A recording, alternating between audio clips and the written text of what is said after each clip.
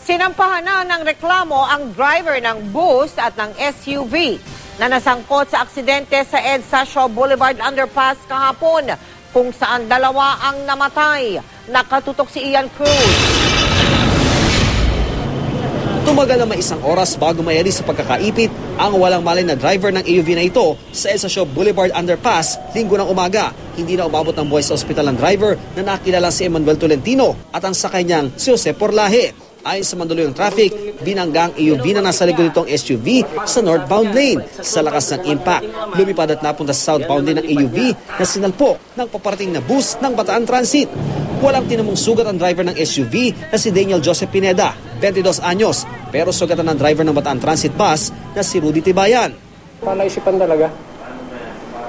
Pero galing sa kabilang lane para makalipat dito sa kabilang lane, edi isipin natin kung paano nangyari yung ganung pangyayari, di ba? Kanina, ipinagarap na sila ng reklamong reckless imprudence resulting in 2 counts of homicide and damage to property sa Mandaluyong Prosecutor's Office. Nagkwento raw sa bus driver, ang driver ng SUV na si Pineda. Pababa pa lang daw ng Shaw Underpass ay magkasunuran na sila ng EUV. Bago pa lang kami pumasok ng ilalim, magkasunod na kami yan, sabi niya. Kasunod na sila. Nasa first lane sila. Tapos to si Mr. Pineda punta ng gitna. Punta rin ng gitna tong Apex. Ang ginawa namin ni Mr. Pineda, punta ulit ng third lane. Punta po yung Apex, sumunod din sa third lane. Tumatakbo daw sila ng ganyan. Nung overtake ulit, napitik na niya.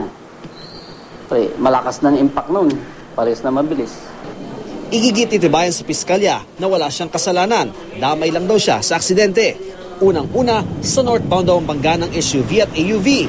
Lumipad lang daw ang AUV at napadpad sa southbound lane kaya tumama sa kanyang bus. Ayon sa mandaluyong traffic, binigyan ng piskalya ng pagkakataong makapag-usap ang mga partido ng biktima at mga inireklamo upang alamin kung itutuloy ang pagharap ng kaso. Patatandaang noong nakaraang Biyernes lang, kabilang EDSA Shaw Underpass sa mga pinabendisyon na ng MMDA para raw iwas disgrasya.